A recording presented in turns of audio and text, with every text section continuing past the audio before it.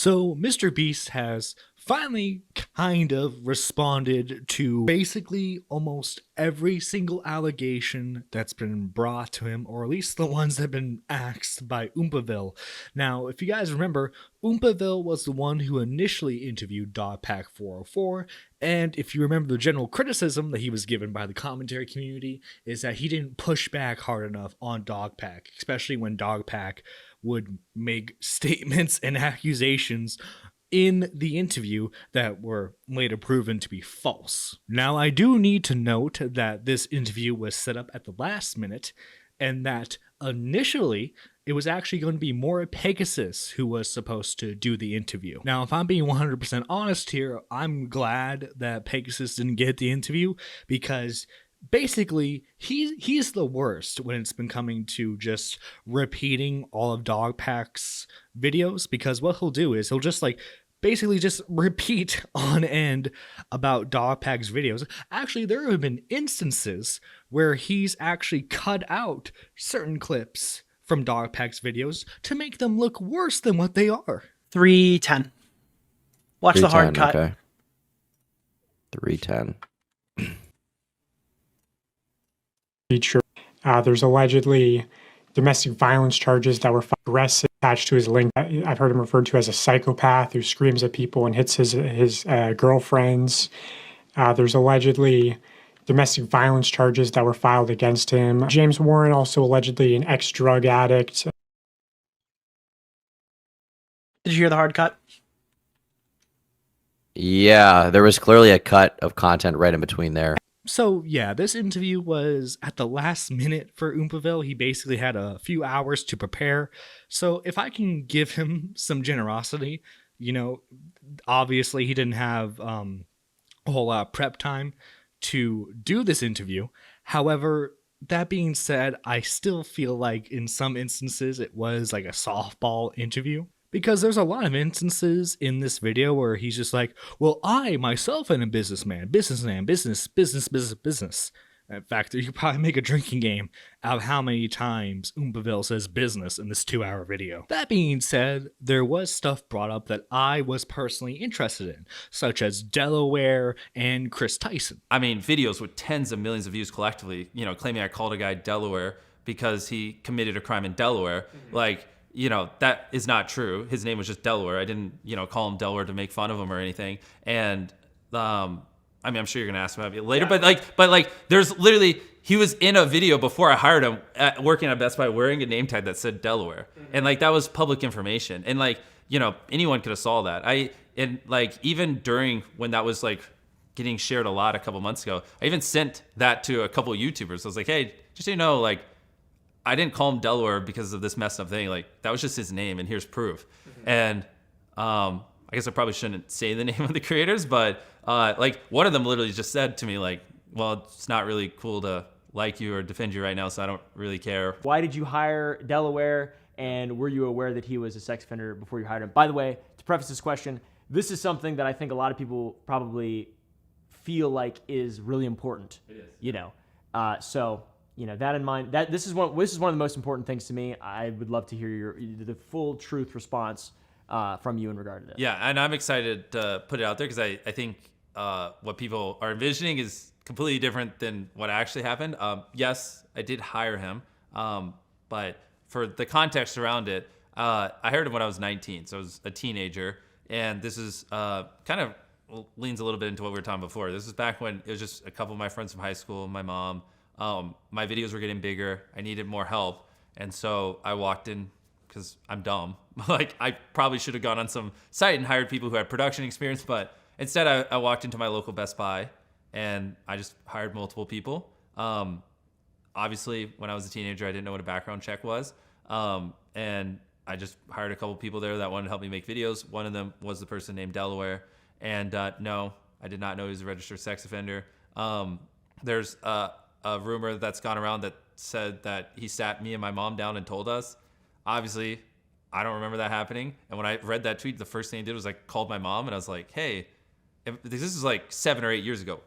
Just put this in context. 7 or 8 years ago, not indicative of my company today, but I was like, did this happen? Because someone's claiming this happened. My mom said, I would have literally quit or honestly probably shut the business down before I ever let my teenage son hire a registered sex offender knowingly, which I have a very protective mom. So, I mean, even if you don't believe me, you should at least believe that. I feel like it's not absurd to believe that my mom wouldn't have knowingly let her teenage son hire a registered sex offender. Like, that just doesn't even, like, in what world does that even make sense? Wrongdoing in like a legal sense from that perspective. A thing that a lot of people care about is Shadman's a fucking freak and is a disgusting person. Did you know about the painting in? Did you know about that? Have you ever interacted with Shadman before? Like, what is your relation to that, and specifically that relationship between Shadman and Ava Tyson and you? Yeah, no, that's actually a good follow-up question. So this is what it was like. I don't remember 7, 8 years ago. Back then, I used to have like a bunch of anime posters up on the wall. I'm just like set a foundation for context. We used to have a bunch of anime posters and things like that on our wall in the house. And one day, Ava put up this poster that was like an animated character holding a fidget spinner and a gun. Admittedly, it was a weird image. I didn't know who made it. You know, I just kind of assumed it was a meme. I obviously did not know who Shadman was. I've never spoken with Shadman. I did not buy the poster or commission it or anything. And yeah, I mean, to be honest, I didn't really think too much of it because we just had like a lot of anime posters and things up, and it was an animated character that was clothed, obviously. And yeah, knowing what I know about Shadman now, it was a very weird thing to buy. I'm not really sure why she bought it, to be frank. And yeah, I mean, I wish I could give more details. I mean, this was so long ago. Obviously, I don't know the like exact thoughts going through my head, but I just remember, like, I agree, it is a little bit of a weird poster, but I also think like, you know, I had like Naruto posters up, or I had like Code Geass posters, like random animes I used to watch, and like, you know, I never like reversed image search and Googled, oh, who made this Code Geass anime poster that's sitting on the wall or whatever. I don't, you know, I don't. Your first instincts when you just see a poster is not to just go, who made that, and deep dive them. So Yeah, are they a pedophile? Yeah. Now, as far as Delaware goes, I can kind of buy that explanation. I mean, this was early on. He was 19. He didn't do any sort of background check whatsoever. He just brought in a guy from Best Buy thinking that Best Buy wouldn't hire anyone suspicious like that, and, you know, went from there. However, his explanation of Chris Tyson and their poster, I felt was a bit, I don't know, something just, it felt off, if I'm being completely honest, because like, I get it, he shouldn't know who Shadman is in the first place. However, he did let Chris have that poster, and let's be honest, the poster itself is very weird. Also, he does potentially hint at maybe in the future suing Dogpack. Honestly, though, with the fact that he has to deal with the lawsuit about the Beast games, I don't think he's going to be suing Dogpack anytime soon. Well, you know, there's tons of examples of him intentionally manipulating things to not be true and posting it online. Tons and tons and tons of that. Soggy has basically an hour and 27-minute video, and an hour of it is just flat out proving manipulation and lies, and caused a lot of harm to my businesses. I mean, I've literally had people pull out millions of dollars and then tell me it was directly because of his video. And don't worry, I instantly was like, can you send that in writing? So, you know, if I win a case or anything, I can directly point damages. No reason why. And so, I mean, it's just unfortunate. Like, I don't want to be put in this situation, but probably gonna have to. Also, please note, despite the fact that like I really do like Soggy Cereal's video, and the fact that I'm glad that MrBeast is finally confronting some of his accusations, that doesn't mean he's 100% innocent. As I said, the Beast Games lawsuit is currently going on. Like, even though the third-party investigation did clear them of like the Ava Tyson stuff, it's still like they were still found suspicious of other stuff, which is why they have the like anonymous like employee tip line for HR now. Also, to like Giving your employees like unprescribed Adderall so that way they can get their work done faster is obviously highly inappropriate. And if there was ever a medical emergency caused by taking unprescribed Adderall, they would be in severe legal trouble. Also, too, the crypto stuff was brought up, and it's the crypto stuff is very interesting because can he legally be held liable for that stuff? He's claiming that he has no involvement with the wallet itself.